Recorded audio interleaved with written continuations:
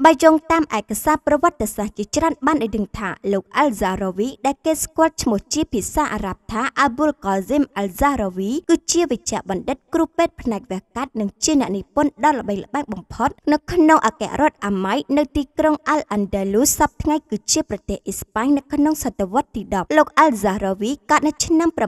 936 គ្រិស្តសករាជមានទីកន្លែងកំណើតនៅក្នុងក្រុង Al-Zahra ជិត Cordoba Al-Andalus សប្តាហ៍ជាប្រទេសអេស្ប៉ាញហើយគាត់បានស្លាប់នៅប្រហែលឆ្នាំ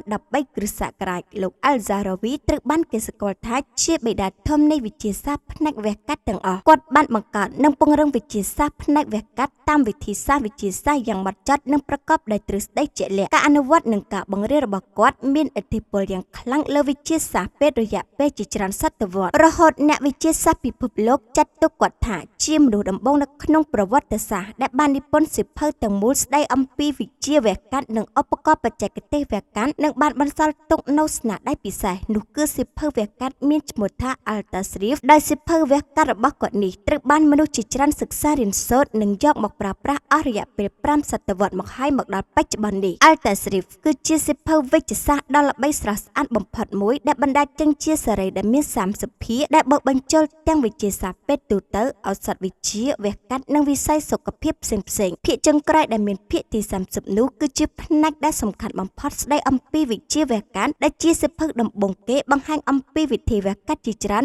ប្រើឧបករណ៍ច្រើនជាង200មុខសៀវភៅនេះត្រូវបានប្រែជាសៀវភៅសិក្សាអស់រយៈពេលជាង5សតវត្សនៅទូទាំងអឺរ៉ុបនិងពិភពអ៊ីស្លាមឥទ្ធិពលរបស់គាត់បានបន្តជាយូរមកហើយលើវិទ្យាសាស្ត្រវះកាត់ជាពិសេសនៅក្នុងសម័យ Renaissance លោក Al-Zahrawi ជាវិជ្ជបណ្ឌិតដ៏អស្ចារ្យមួយរូបដែលបានកែលម្អវិទ្យាសាស្ត្រវះកាត់ដោយវិធីវិទ្យាសាស្ត្រនិងឧបករណ៍អនុវត្តថ្មីៗស្នាដៃរបស់គាត់បានបន្តឲ្យវិទ្យាសាស្ត្រពេទ្យអភិវឌ្ឍដល់សម័យសព្វថ្ងៃនេះនៅក្នុងនោះគាត់បានបង្កើតឧបករណ៍វះកាត់ជាច្រើនដូចជាកាំបិតវះកាត់ពិសេសកែវវះបំបត្តិថ្ពាល់ឧបករណ៍ឆ្កាងមើលជំងឺស្ត្រីនិងឧបករណ៍ជាច្រើនផ្សេងទៀត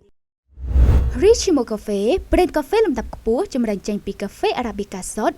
100% Richimo ផ្ដល់នូវក្លិនឈ្ងុយជាប់មាត់តាំងពីដំណក់ដំបូងចង់ក្រេបរសជាតិកាហ្វេសុទ្ធកាហ្វេឆ្ងាញ់បែប Premium និងមុខម្ហូបជាច្រើនទៀត Complex Richimo Cafe ទីតាំងដំរីផាក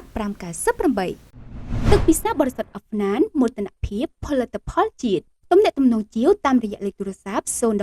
379 909និង071 78 99 990